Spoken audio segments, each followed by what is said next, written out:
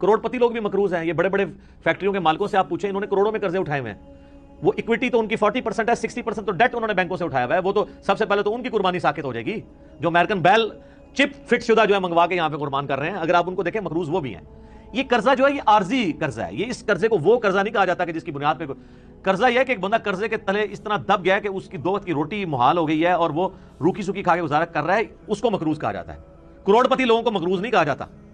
वो तुम्हारे prime minister साहब भी कहते हैं इतनी तनख्वाह लेके भी कि मेरा मुश्किल से चूल्हा जलता है, तो कुर्बानी तो प्राइम मिनिस्टर पे भी कोई नहीं बन रही होगी। इस तरीके से अगर देखा जाए बड़े बड़े फैक्ट्री ऑनर्स जो हैं तो वो इस तरह नहीं है। कर्जा उठा के आप करें, ये कमेटी आपने कर्जा ही तो डाली होती है, कमेटी डाल लें। साली की शादी के लिए डालते हैं, भाई की शादी के लिए डालते हैं कमेटियां, और वो जूतियां और कपड़े हों तब भी नहीं लेके देते हैं बच्चों को। उसका खर्चा निकालें तो एक बैल में हिस्सा डालने से तो कम ही बनता है। ये बैल में हिस्सा डालना तो उससे कम ही बनता है। आजकल एक एवरेज शादी के ऊपर 15-20 हज़ार रुपये लग जाता है, तो सर 12-13 हज़ार रुपये का आप बैल में हिस्सा नहीं डाल सकते। जरूरी है कि आपने बकरा ही लेना है, बैल में हिस्सा डाल लें। तो ये जो आपने कमेटी भी डाली होती है, अगर एक सपोज लाख रुपए की आपकी कमेटी निकली है, तीसरी या चौथी, और 10,000 रुपया महीना है, तो चौथी आपने कमेटी जब ले ली है तो आपने अभी तक तो 40,000 उसको जमा करवाया है ना कमेटी वाले को। 60,000 तो आपने बाद में कराने हैं, लेकिन लाख रुपए आपने पहले ही उठा लिया है, तो 60,000 के तो आप भी मकरूज हैं। तो फिर तो दुनिया में कोई बंदा ही नहीं बचेगा। लोग इतने बोले बन के ना कहते हैं, कई लोग पूछ रहे थे वो जी कर्जा भी है, ज़कात भी देनी है, कर्जा भी जो माइनस करेंगे, और माइनस भी कितने उल्टे तरीके से करते हैं। उस तरीके से तो उल्टा उसको ज़कात देनी पड़ जाएगी। वो पता किस तरह कर रहे होते हैं, मतलब एक बंदे का कारोबार है 1 करोड़ रुपए का, 40 लाख रुपया उसका अपना था सरमाया, 60 लाख उसने बैंक से उठाया कर्जा, कितना हो गया 1 करोड़। अब वो जब हिसाब करने लगता है ना साल बाद, वो कहता है जी मैंने 1 करोड़ रुपया कारोबार में लगाया हुआ है, तो 1 करोड़ की ज़कात जो है वो कैसे निकाली। वो फिर कहता है कि देखें जी मेरा तो अपना था 40, 60 मैंने बैंक से उठाया, तो 60 में से 40 निकल गए, तो 20 लाख का तो मैं अभी भी मकरूज हूं। तो मैं तो मकरूज हूं, मैं क्यों ज़कात दूंगा।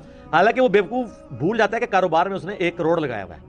ये 60 लाख 1 करोड़ में से माइनस होने हैं, 40 लाख में से नहीं माइनस होने। 40 लाख तो उसका अपना था ना, 60,000 उसने कर्जा उठाया, तो टोटल कितना हुआ 1 करोड़। अब कारोबार में 1 करोड़ लगा हुआ है, 1 करोड़ में से 60 लाख माइनस होना है, अपने 40 जो भी 60 काट देते।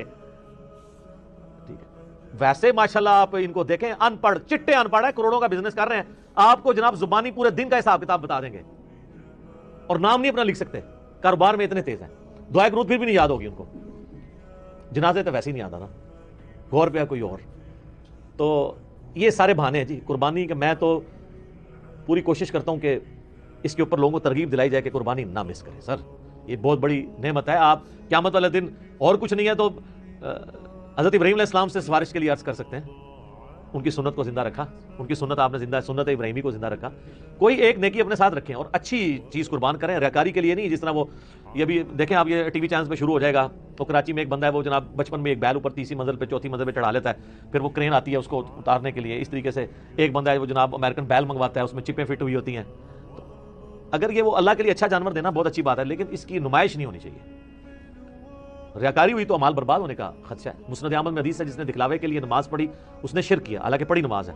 दिखलावे के लिए रोजा रखा उसने शिर्क किया, और दिखलावे के लिए अल्लाह की राह में सदका किया, ये सदका ही है ना अल्लाह की राह में कुर्बानी करना, तो उसने शिर्क किया। और जो मुस्लिम शरीफ में हदीस है कि क़यामत वाले दिन एक सखी को, एक शहीद को, एक कारी को बुलाया जाएगा, अल्लाह ताला तीनों को अपनी नेमतें गिनवाएगा।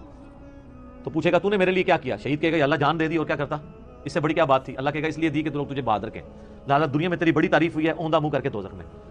सखी को अल्लाह ताला पूछेगा अल्लाह मैंने तो इतना कुछ खैरात किया, मैं तो मस्जिद की टूटियों के ऊपर नेम प्लेट भी लगवाई कि फलां सेठ साहब ने ये वुजू खाना और टॉयलेट बनवाया, और भी तो यकीन नहीं आता ब्रैक टाइज। तो अल्लाह ताला ये तो इसलिए कहा कि लोग इस तेरी तारीफ करें, कर ली गई, जा दोज़ख में, तुम मेरे पास कोई अजर नहीं। और इस तरीके से कुरान के कारी को कहा जाएगा तूने इसलिए किया कि लोग तेरी तारीफ करें, तो बहुत बड़ा लामा है। तो तुझे दुनिया में लोगों ने माशाल्लाह इतनी इतनी मुद्दा ज़िल्लुहु दामत बरकातुहु आलिया और हाफिज़हुल्लाह आयतुल्लाह यादगार इस्लाफ, यादगार इस्लाफ ना लिखा करो, मतलब पता क्या है कि जिड्डा बड़ा फराडिया है ना, ये इस्लाफ एडे बड़े फराडिया सब ये उन्होंने याद ही ताज़ा कर रहे हैं ना। ये तो इतना खतरनाक जुमला है ना, लिखा करो। मेरा दिमाग हुए पास टूट जाता है कि यार ये यादगार इस्लाफ अगर ये है तो इसका मतलब है जो मैं सोचता हूँ कि पिछले भी यही कुछ करते रहे हैं और ये उन्हीं की याद ताज़ा कर रहा है, तो ये मतलब ये उन्हीं की जायज़ रूहानी औलाद है। यादगार इस्लाफ ना लिखा करो अगर इस्लाफ को आपने बचाना है तो। और ये बातें करना सिर्फ आसान है, दीन के ऊपर चलना बड़ा मुश्किल काम है। तो जनाब कर्जा उठाना पड़ता है तो कोई मसला नहीं, कर्जा क्या आपको सब मर चले कर्जा उठा, कमेटी डाल लें, प्लान करें कुर्बानी के लिए। अगर आपने हर महीने में भी 1000 रुपया अदा किया हो ना, साल बाद 12,000 रुपया बन जाता है, आप एक हिस्सा डाल ही सकते हैं।